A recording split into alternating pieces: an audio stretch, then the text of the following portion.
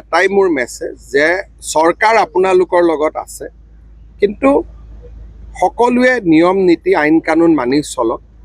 এতিয়া যেনেকৈ ধুবুৰী টাউনত বহুত হোটেলত গৰু মাংস বিক্ৰী হয়, আইনে এলাউ নকৰে। ধুবুৰী গুৰুদ্বাৰা আছে, উইদিন 5 কিলোমিটাৰ, মন্দিৰ আছে, উইদিন 5 কিলোমিটাৰ গৰু মাংস মানুহে খাব নোৱাৰে। চ' এতিয়া আমি বিচাৰিম যে দোকানীসকলে নিজে বিক্ৰী কৰা বন্ধ কৰক, নহ'লে আকৌ পুলিচ যাব লাগিব। সেইকাৰণে ৰাইজে সহযোগিতা কৰিলে পুলিচ বা মুখ্যমন্ত্ৰীৰ ইমান দৰকাৰ নাই। ৰাইজে খালি আইন শৃংখলাটো মানি চলিব লাগে।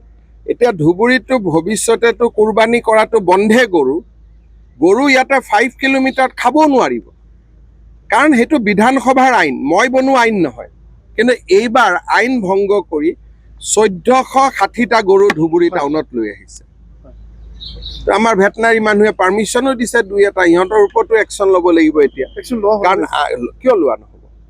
আইনে কৈছে যে উইদিন 5 কিলোমিটাৰ, আৰু ধুবুৰী গুৰুদ্বাৰা বহুত ডাঙৰ gurdwara. Within the 5 kilometre of gurdwara আমিতো এইবিলাক কৰিব নালাগে, কিন্তু আমাৰ চৰকাৰটো শিথিল। 5 কিলোমিটাৰ দূৰত যি কৰিব খোজে কৰক, আমিতো আপত্তি কৰা নাই। এক্ট আমাৰ কেটল প্ৰিজাৰ্ভেশ্যন এক্টতে লিখা আছে, এইটো চবেই জানে। এইটোৰ ওপৰত চৰ্চা হৈছে, এছেম্বলিত ডিবেট হৈছে।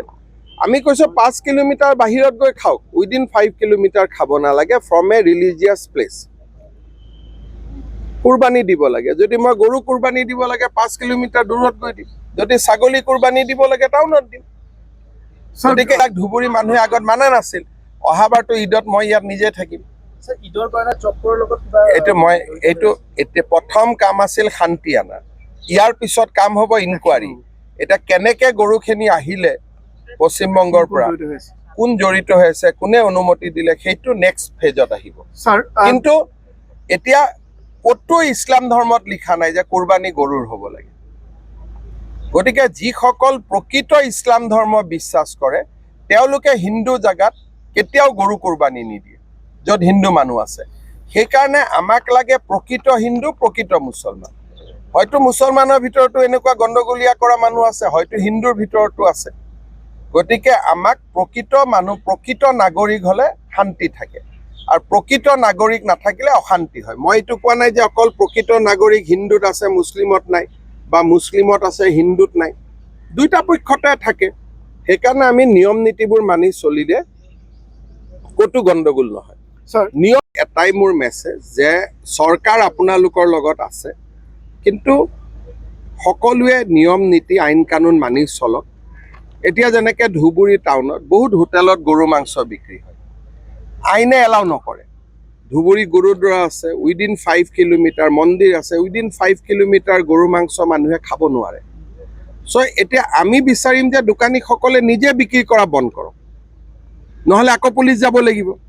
সেইকাৰণে ৰাইজে সহযোগিতা কৰিলে পুলিচ বা মুখ্যমন্ত্ৰীৰ ইমান দৰকাৰ নাই। ৰাইজে খালি আইন শৃংখলাটো মানি চলিব লাগে।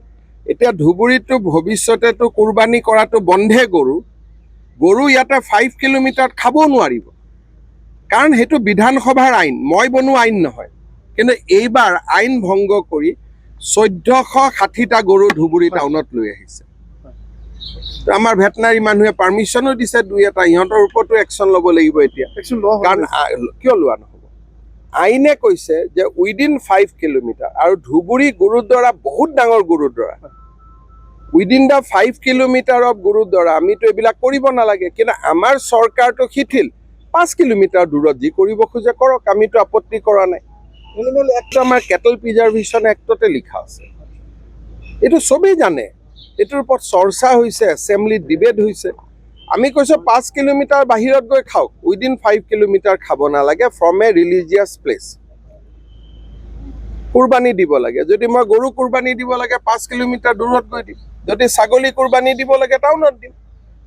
গতিকে ধুবুৰী মানুহে আগত মানা নাছিল, অহাবাৰতো ঈদত মই ইয়াত নিজে থাকিম। এইটো এতিয়া প্ৰথম কাম আছিল শান্তি আনা, ইয়াৰ পিছত কাম হ'ব ইনকুৱাৰী। এতিয়া কেনেকে গৰুখিনি আহিলে পশ্চিমবংগৰ পৰা, কোন জড়িত হৈ আছে, কোনে অনুমতি দিলে, সেইটো নেক্সট ফেজত আহিব। কিন্তু এতিয়া ক'তো ইছলাম ধৰ্মত লিখা নাই যে কুৰবানী গৰুৰ হ'ব লাগে।